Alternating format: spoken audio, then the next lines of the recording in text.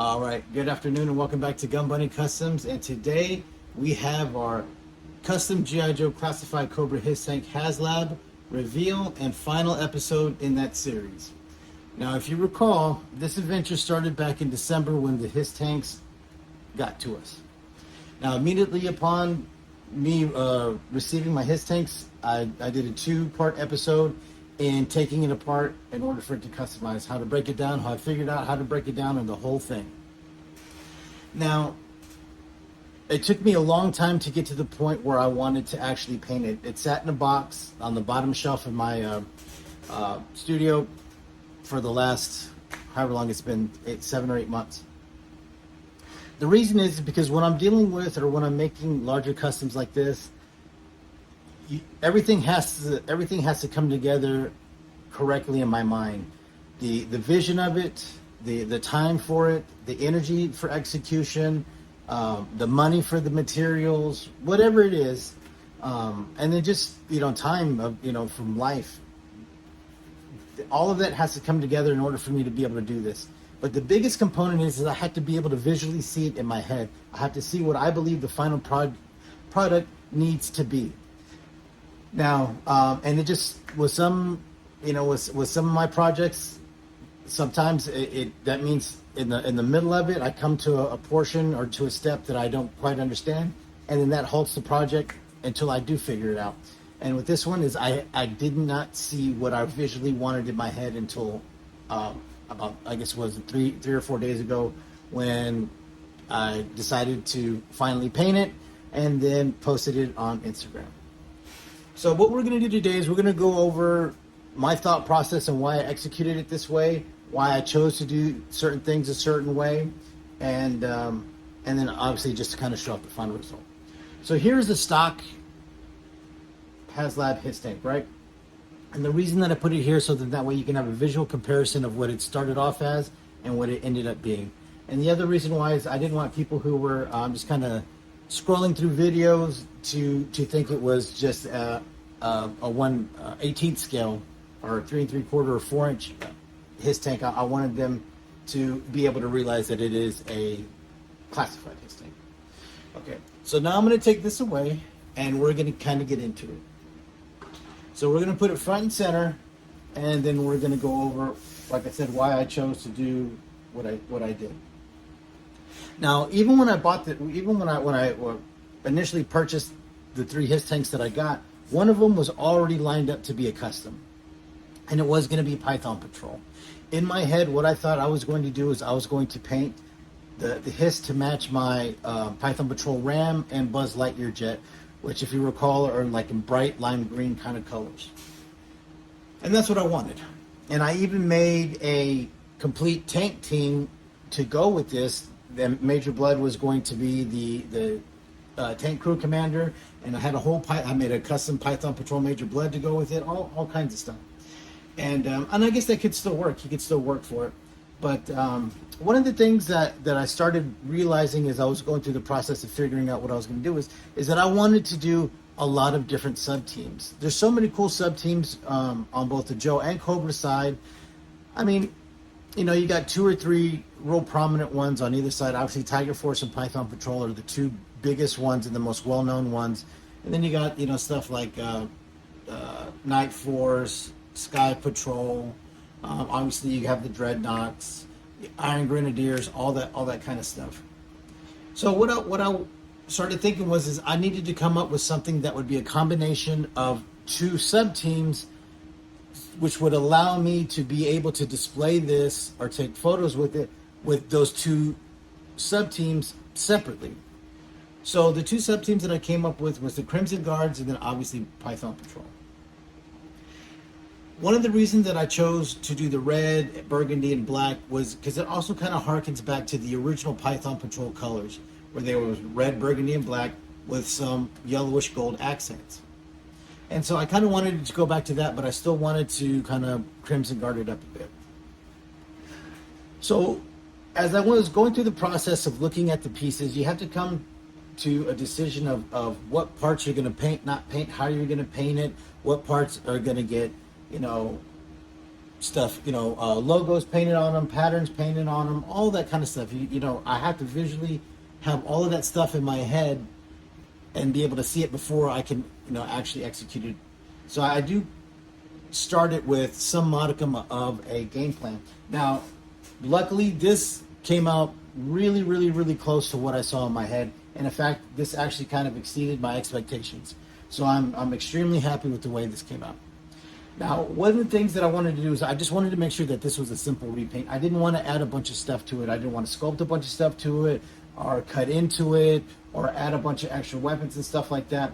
To me, what separates, or I don't want to say separates, but what gives my customs a unique look and style is restraint. I try to do as crazy of a job as I can do inside of this box of restraint.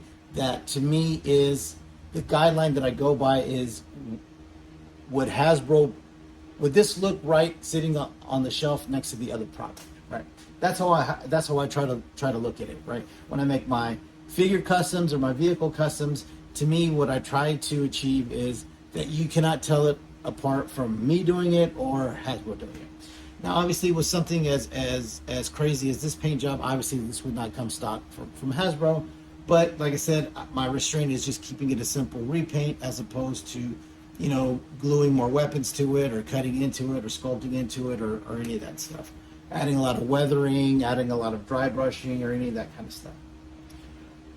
So when I was looking at the pieces, I realized that I did not want this bottom part to be painted because it's not made the way the original one was made, obviously. And so I wanted that to stay kind of black and mechanical looking and kind of dark and give us that sense of depth that it is this far in. So if you look at the bodies here and this part's here, it goes in quite a bit. So I wanted to be able to keep that, but I also wanted it to look like it was all still one piece. So I didn't want this crazy delineation all the way across. So in my mind, the solution was, while I was painting it, I wanted to follow this kind of body line here, the way that this portion here where the glass meets the body, the way that it cuts in at that angle, I wanted to follow that angle with a fade. So one of the things that I wanted to accomplish was, if you look here, it's just all solid black the way that it would be on the stock, his tank, and then it starts to open up. But this portion here gives it a sense of unity. It makes it look like one solid product. It doesn't look like two pieces on top of each other. And then by the time you get to here, to where this portion is much further back and you have that sense of depth, that clear delineation makes it look killer. The transition from it looking solid and uniform to having this kind of hard contrast in the black and in the reds, to me was a really beautiful look.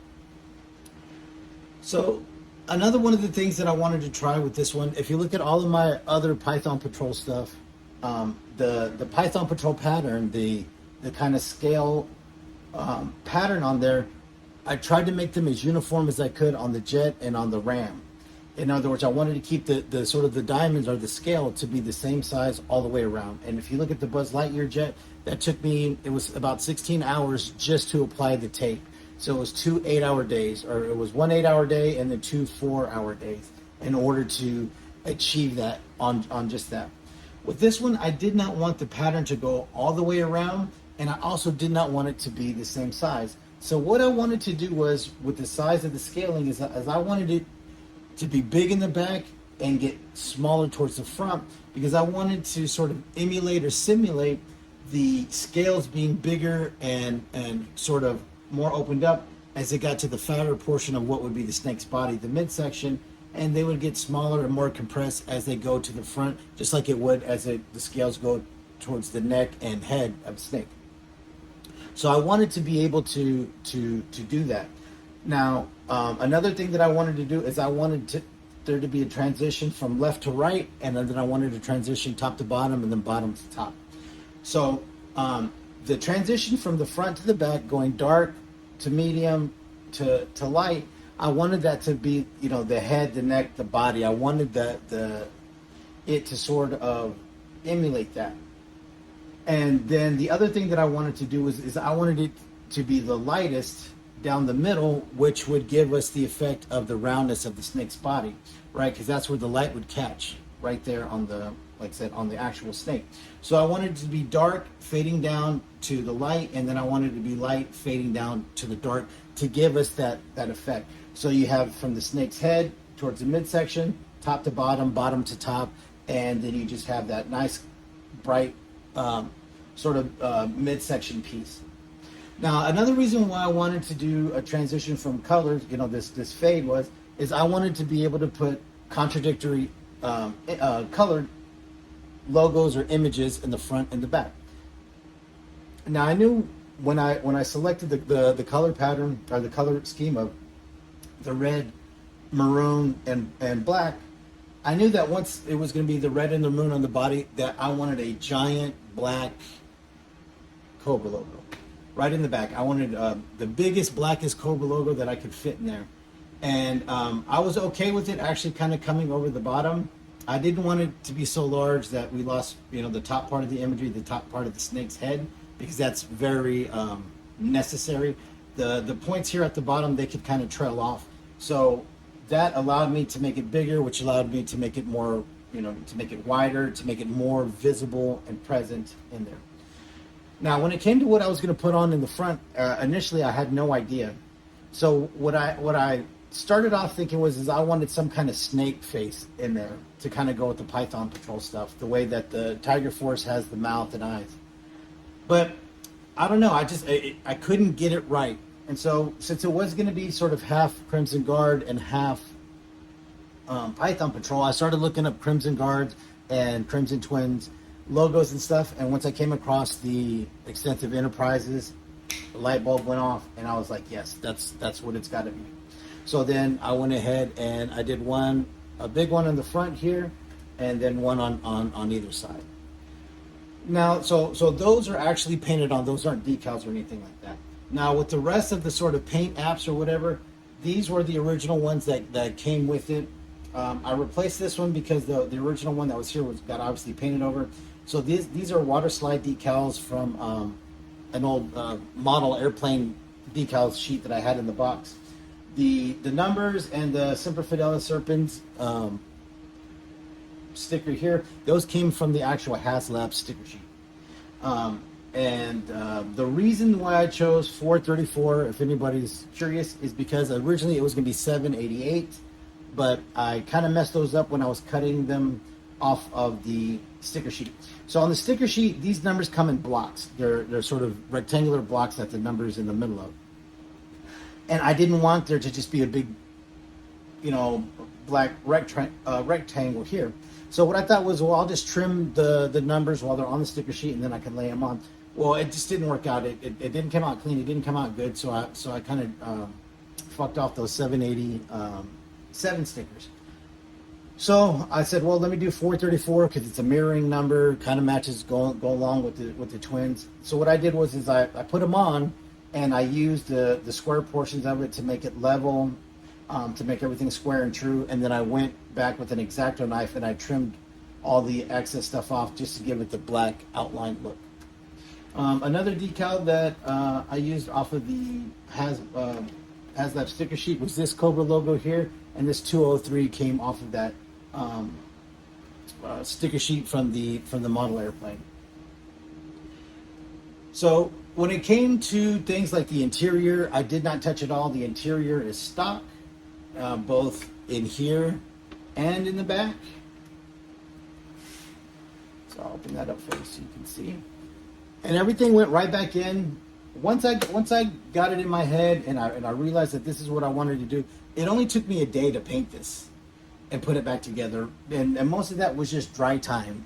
You know what I mean? But it was about a day's worth of work. And like I said, the majority of that was doing the sort of diamond scale patterns in there. The turret didn't get touched, so I wanted to like I said, really exercise restraint, and I didn't want to just overpaint everything and overdo it. Like I said, I wanted it to look as stock as possible, just to repaint. Now, one of the things that I did that I think really looks sharp is doing the yellow canopy.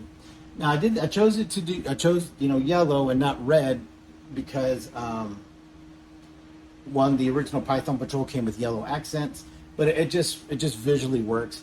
So I tinted the glass yellow, and it works phenomenal, and it looks really, really good. I did some black kind of accent painting here in this corrugated portion of the engine cover. I'll kind of show you. And you can see the pattern goes all the way towards the middle, so this dark part would sort of simulate the top of the snake coming down into where the light would hit it, where the scales.